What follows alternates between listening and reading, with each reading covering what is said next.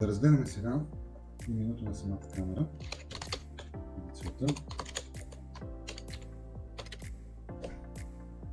Изглежда по стандартен начин. В момента съм вързал камерата. В момента работи изцяло на соларно захранване.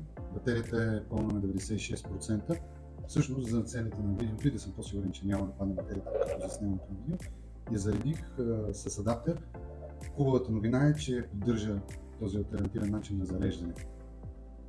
Да видим менюто на самата камера. В момента камерата работи изцяло, както виждате, на соларно захранване. Стандартните опции: преглед на живо, по 4 мегапиксела резолюция. Смятам, че картината е достатъчно ясна. В настройките нищо кой знае колко ново, но все пак има няколко неща, на които искам да се спрем. Първо, може да избирате дали записът да бъде видео или само и видео и аудио, тъй като камерата е с вграден микрофон.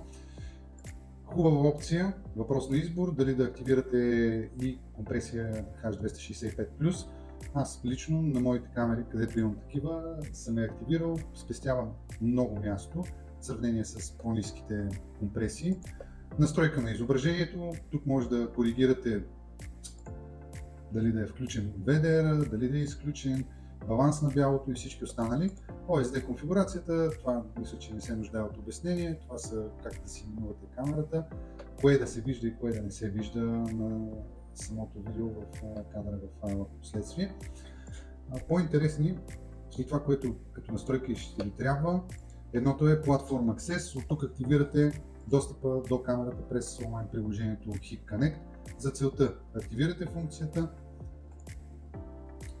оставяте по подразбиране HIP Connect.com, избирате си верификационен код, такъв какъвто ще запомните най-вече, давате Save и с това активирате услугата, след това добавяте по стандартния начин камерата към приложението по нейния сериен номер. В мрежовите настройки не виждам какво бихте могли да пипате или да ви се налага, но ако е нужно да промените локални IP-та, то това е мястото, на което може да го направите. В настройките на изображението вече казахме посветеност, контраст.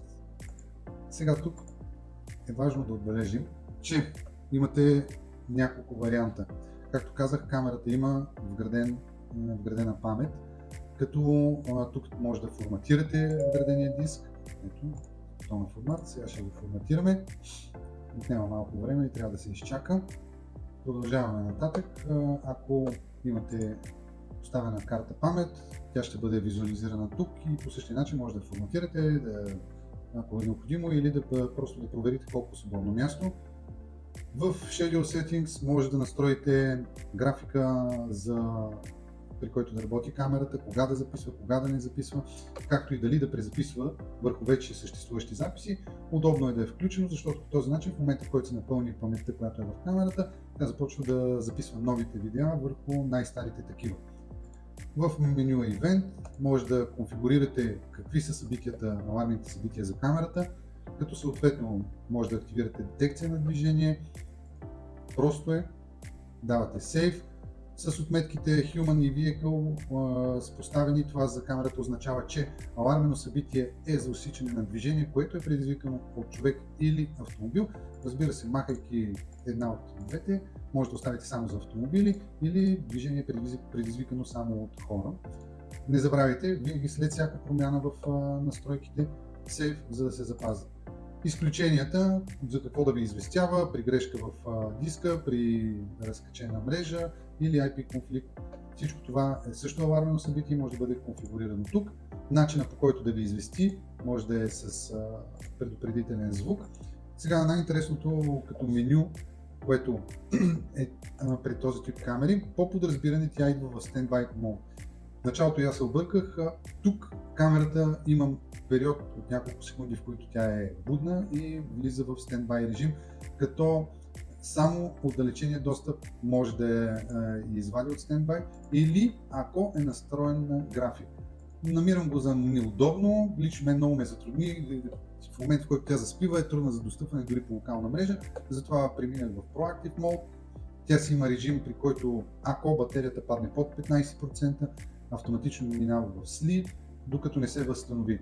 Сега това, което ми направи впечатление при тази камера, не знам дали е недостатък или позитив, е, че търси пряка слънчева светлина, т.е. необходимо е пряка слънчева светлина и е хубаво да бъде разположена така и панела да бъде ориентиран по такъв начин, че да й се осигури такава. В зависимост от въпроса колко ще изкара батерията, това е задължителният въпрос при такива устройства, нямам представа и не би следвало някой да може да ви даде конкретен отговор, защото силно зависи от броя сработвания на камерата, колко често тя се включва да записва, колко често вие достъпвате да преглеждате записи или колко дълго седите гледате онлайн. Всичко това повишава консумацията и е строго индивидуално.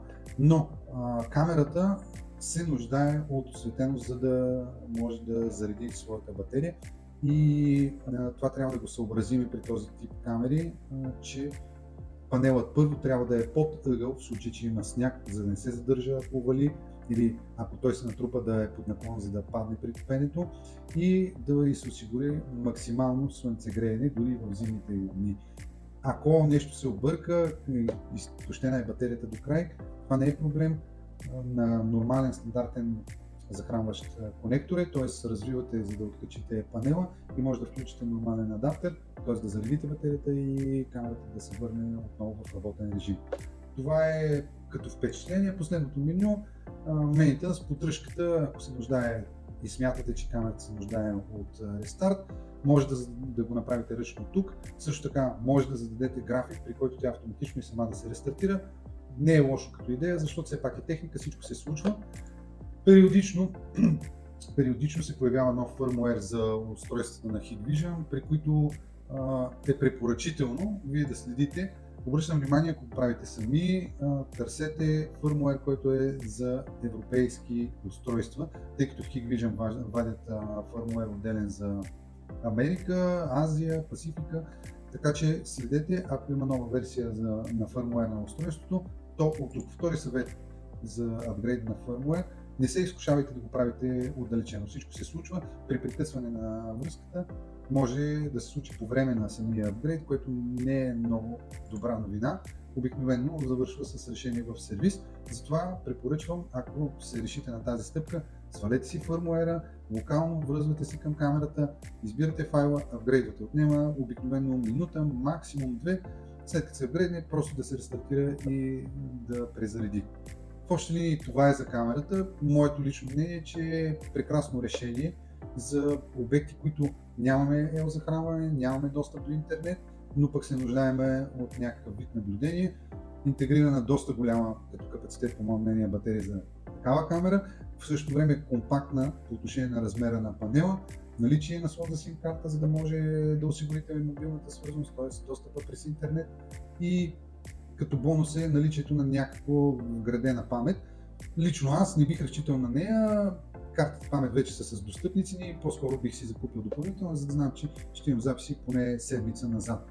На този етап впечатленията са ми повече позитивни. Единствено, ако мога да го нареча и негативно, е притеснението, че би могло в дадена ситуация батерията да не успее да бъде заредена от панела, да кажем от поредица от 3-5 мрачни дни. Рядко се случва по този начин и такова да е времето по нашите ширини, но все пак трябва да имате едно но, че е възможно, въпреки това предвиден е вариант как да отреагирате. Ако имате въпроси, няма проблем, ще отговорим на всички, може да се свържете с нас.